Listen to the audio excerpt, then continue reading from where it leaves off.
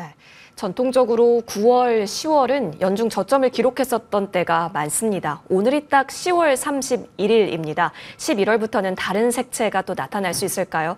그런데 한 가지 리스키한 것은 또 대선 불확실성, 지금 완전히 맞닿아 있는 구간이라는 겁니다. 그래서 10월의 마지막 거래일 종가 구간, 오늘 바로 집중 분석 시간으로 이어가고자 합니다. GFM 투자연구소 이진우 소장 함께하겠습니다. 소장님, 어서 오십시오. 네, 안녕하세요. 저는 개인적으로 소장님을 텔레비에서만, TV에서만 보다가 이렇게 실물로 함께하고 있는데요. 오늘 굉장히 또 기대가 됩니다. 사실 최근에는 진짜 트럼프 얘기를 많이 하게 되는 것 같아요. 트럼프 프라이싱이라고 해서 이미 뭐 많이 반영이 되어 있다라고 하는 쪽이 사실 국제금리예요. 많이 올라갔더라고요. 네, 그렇죠. 예. 아, 참. 한 달여 만에 다시 또 MTN에 나왔는데. 예, 이것이요. 예. 너무 시장이 흉흉하네요. 네. 오늘 같은 날은 진짜 이용 씨 그 10월의 마지막 날 노래 들으면서 가을의 정치를 좀 느끼고 이래야 되는데. 근데 트럼프 트레이드라는 것이 지금 현재 시장에서 진행 중일 수밖에 없는 상황입니다. 네. 첫 번째 슬라이드 한번 보시면은 뭐 여론조사라는 것이 여러 가지가 있겠습니다만 그래도 이 폴리마켓에서는 상당한 정확도를 하는데 지금 이 정도입니다. 대통령 쪽에서는 트럼프 대 해리스가 이 정도까지 격차가 벌어지는 걸로 하루 전 대비로는 조금 트럼프 쪽이 줄어들고 해리스가 늘었습니다만 이게 이제 남은 5일 동안에 얼마나 그거 할 수 있을지. 그리고 이쪽 오른쪽은 상원 쪽이에요. 지금은 상원이 민주당이 장악하고 있는데 지금 이런 분위기라면 아닌 게 아니라 하원, 상원까지도 공화당이 이렇게 다수당이 되는 레드 스윕도 가능한 그런 상황이죠. 이 부분 특히 최근 들어서 확 그냥 이 격차가 벌어지고 있습니다. 지금 이제 여기서 제가 트럼프 트레이드가 진행 중일 수밖에 없는 현재 상황에 현재에다가 따옴표를 해서 방점을 찍었는데요. 이 5일 사이에 뭔 일이 벌어질지 아직도 모릅니다. 그리고 다음 주 화요일 날 그거 하고 나서 그리고 이틀에 걸친 FOMC가 있는데 이틀 후인 그 수요일 날 미국 현지 시간으로 수요일 날 다음 주 수요일 날 금리 결정하는 그 시점까지 선거 결과라도 나왔으면 좋겠어요. 이번에는 조금 별의별 어떤 자칫 어느 쪽이든 불복 가능성도 있고 개표 과정에서 또 여러 가지 혼선이 나올 수도 있는데 지금 여기서 한번 보시죠. 트럼프 트레이드를 하면 일단 금리 오를 것 같다. 뭐 트럼프가 되든 해리스가 되든 미국 국채 많이 찍어내면서 정부 차원에서 또 이렇게 재정 부양할 것 같다 하는 거는 같은 얘기고 뭐 코인 쪽 날아가는 것도 트럼프 트레이드고 유가가 안정되는 부분도 어떻게 보면 그거죠. 트럼프 당선되면은 미국에 다시 또 매장되어 있는 셰일오일을 비롯한 또 최대 산유국의 위치에 있으니까 또 퍼낼 수도 있는 거고 또 아마 우리가 트럼프 1기 때 겪어봤듯이 아마 여기저기서 함부로 전쟁 같은 거 못 할 겁니다. 그런 상황이라면 유가가 안정될 수도 있는데 우선 이 참 오랜 기간에 이거 지금 이때부터 1980년 이 무렵부터 해서 지금 2020년까지 금리가 떨어졌으니까 40년 동안은 진짜 금리 하락기였죠. 네. 자, 그 이후에 지금 이 상황이 돌아왔는데 어느 정도 이렇게 고비에는 왔다 싶은데 요겁니다. 그 다음 슬라이드 보시죠. 자, 10년물 위클리 차트인데요. 단정하지 마시죠. 지금 여기서 제가 차트에서 자료를 너무 늦게 보내서 일일이 요 선까지 끄시기에는 시간이 부족하셨겠는데 요 커서를 보시면은 요렇게 고점끼리 좌우지간 최근에 요 고점끼리 연결한 선이 이렇게 눈으로 보시더라도 하나의 저항 구간이 느껴질 겁니다. 이거 결국 이걸 여느냐, 이걸 못 열고 이 정도에서 그냥 떨어져 주느냐 하는 게 이제 관건인 것 같고요. 요 그림도 재밌습니다. 글로벌 모니터의 안근모 대표의 기사에서 제가 가져왔는데요. 우선 노란색은 우리 시청자 여러분들이 잘 아시는 빅스예요. 주식시장의 변동성. 그리고 저 이제 화면에서 무슨 색깔이라 해야 되나 파란색 계통은 무브라고 하는 채권 시장의 변동성이죠. 같이 보시면은 변동성이 같이 이렇게 출렁출렁거리죠. 빅스가 막 치솟는 때 국채 시장의 변동성도 치솟는다. 그 얘기는 국채 금리, 국채 가격이 급락을 한다든지 하는 그런 식의 상황인데 최근 들어서는 저렇게 FOMC, 9월 FOMC에서 금리 50bp 내렸는데 시장 금리, 국채 수익률은 50bp 이상 올랐으니 이게 얼마나 반전입니까? 그런 상황에서 채권 시장에서는 저렇게 변동성이 커지는데 주식 시장은 변동성이 낮아진 안 움직인다 하는 저 부분 이걸 갖다가 이렇게도 해석할 수 있다는 거죠. 주식 시장도 채권 시장도 지금은 양쪽 다 트럼프 재선을 갖다가 프라이싱 중이다 말입니다. 그런데 채권 시장에서는 트럼프 되면은 조금 더 미국채 가격이 수급 측면에서 떨어질 거야.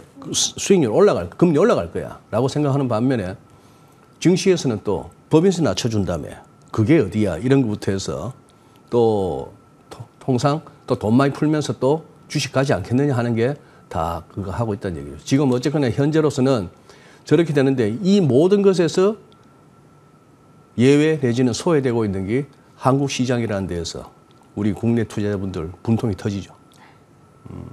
그것뿐만이 아니라 분통 터질 일은 사실 많긴 합니다. 많습니다. 네. 말들을 안 해서 그렇지. 네. 네. 많죠. 많은 가운데 사실 금리 방향성도 지금 굉장히 헷갈리게 하는 것 같아요, 네. 교수님.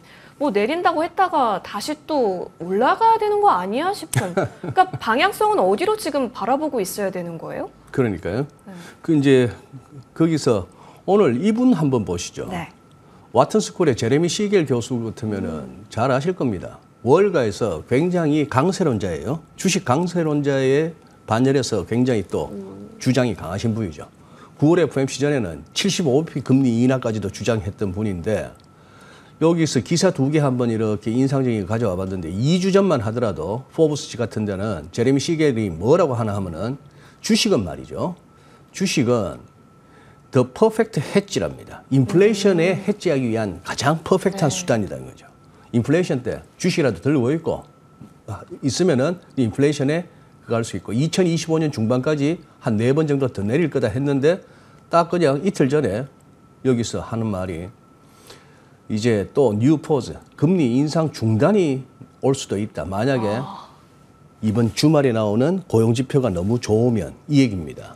지금 이거 웃기잖아요. 이틀 전에 나왔던 졸츠 이거는 9월 달치랍니다. 네. 9월 달치라는데 시장 예상보다 많이 못하죠.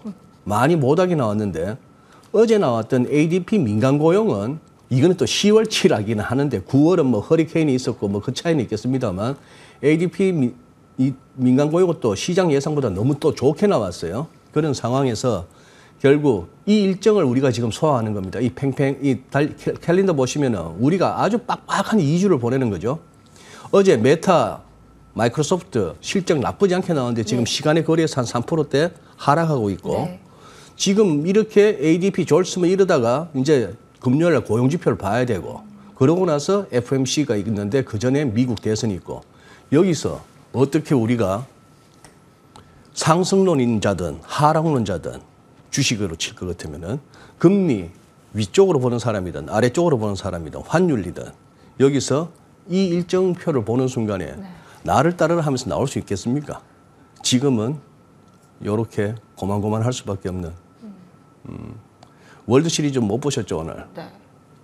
아까 야구 슈퍼 모른다 뜨던데. 하거든요. 네. 야구 모른다 하는데 5회 초 투아웃까지 잡았을 때만 해도 양키스 팬들은 그러셨을 겁니다. 5점 앞서고 있는데다가 예. 에이스 게리 콜이 말르긴 하지만 투아웃 잡아냈고 대충 이렇게 해서 6차전 가는 거야 싶었는데 웬걸요.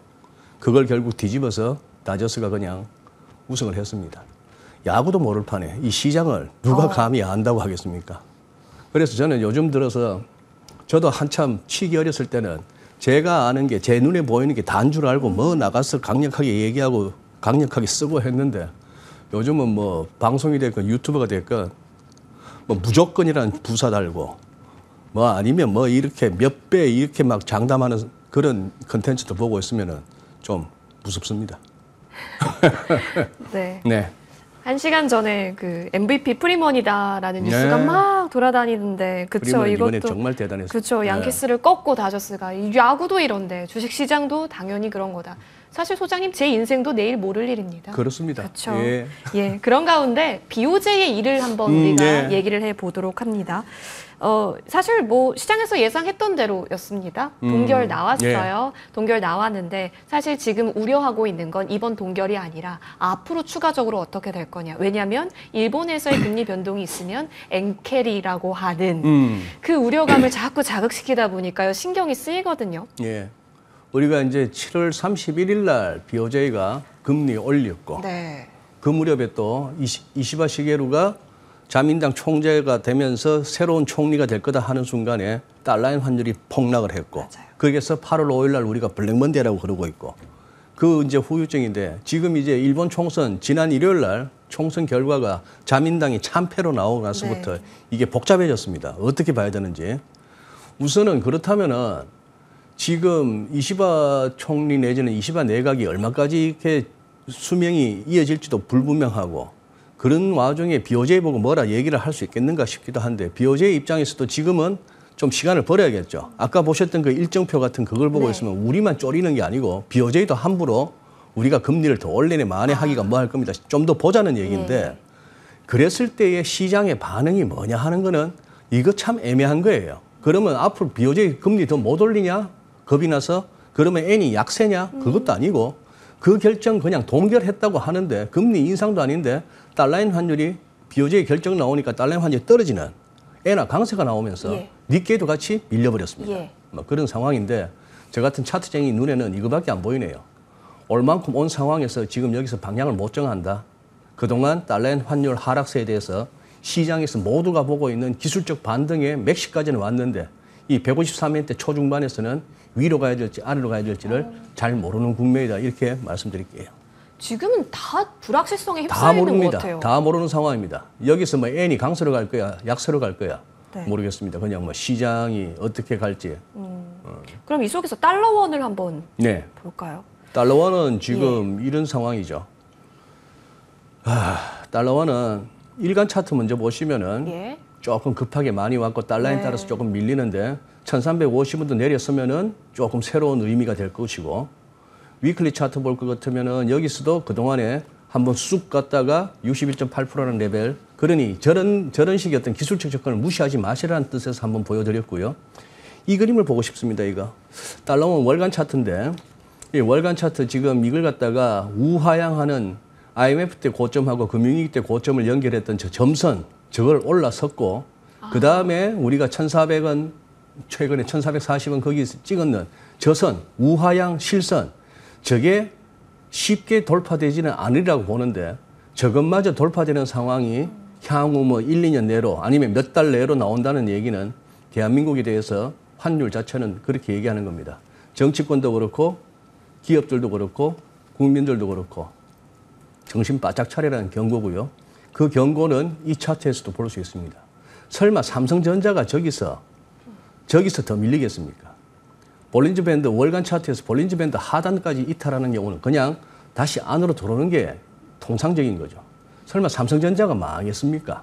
그러나 저 차트가 얘기하는 거는 일시적인 반등, 단기적인 반등은 가능하더라도 저선마저 무너지는 경우, 지난번 저점도 무너진다면은 여기도 인텔 짱 날 수 있다, 소니 짱 날 수 있다 하는 걸 갖다 보여주는 거죠. 그러니 삼성도 정신 차려야 되고 우리도 정신 차려야 되고 여도 야도 도대체 누구를 위한 유상증자며 기업들이 또 누구를 위한 정치를 하고 있는지 좀 그거 해줘야 될 것 같습니다. 이거는 환율이나 우리 대표주 삼성전자의 차트가 보여주는 거는 당장 별일이야겠는가만은 대한민국 정신 안 차리면 큰일 난다는 것을 갖다가 워닝을 주고 있습니다.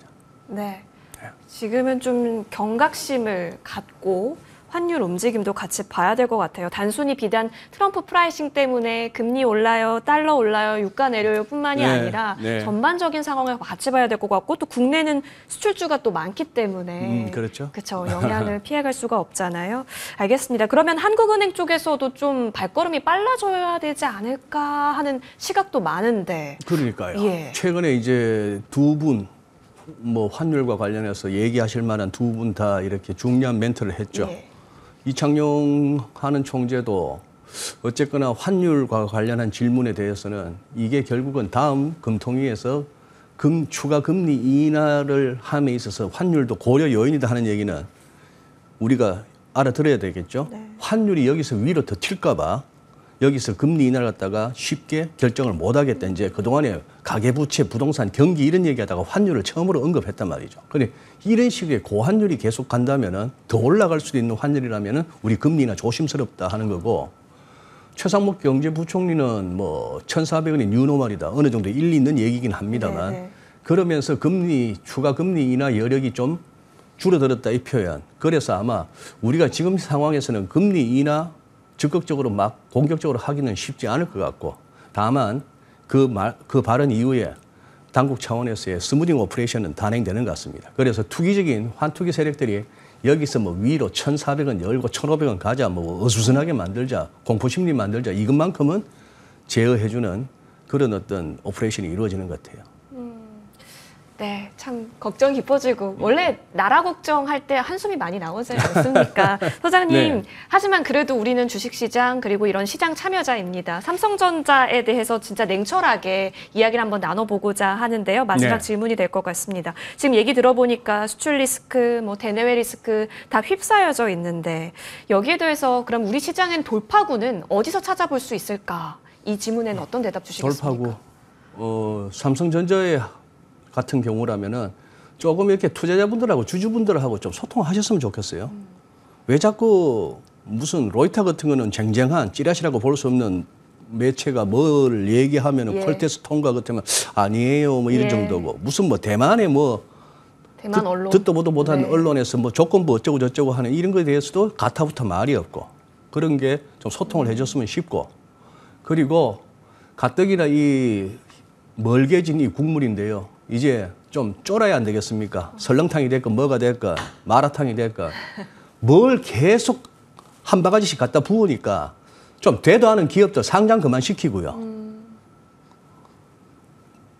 좀 그리고 시장에 되도 않은 마바라들 좀 이번에 좀 정리들 좀 하고요. 아직도 뻔뻔스럽게 지가 사칭을 당하는지도 모르겠습니다만 막 유튜브에 올라와가지고 하고 있는 거 보면은 얼마나 만만하겠습니까? 외국인들 보기에. 요 시장. 그리고 뭐 정치를 하든 뭘 하든 누구를 위해서 하는 건지 좀 분명하게 해 주십시오. 이렇게 그거 하는데 이렇게 끌고 가야 됩니까? 이렇게 불확실성을 하든 말든 좀 그랬으면 좋겠네요. 그리고 더 크고 길게 얘기할 것 같으면은 네. 공부 좀 한다는 애들 전부 의대 가겠다. 문과에서는 법대 가겠다. 이 나라, 이런 나라. 길게 봐서 그거 합니다. 애 안 놓겠다는 나라. 나중에 무슨 뭐 전국에서 한 100등만 해도 상위 2%는 그런 세상 오지 않을까요? 그리고 예. 이공계 진짜 우대해야 되고요. 전부 나갈라 하면 누가 이거 손은 누가 키웁니까? 전부 주식만 할 겁니까? 예, 우리 이진우 소장님에서 링컨의 모습이 나왔습니다. 포도 주주, 바이도 주주, 오브도 주주라고 얘기 드리면서 저는 여기서 물러나겠습니다. 내일장 승리 전략 이어지는 머니투데이 방송과 함께 하십시오. 고맙습니다.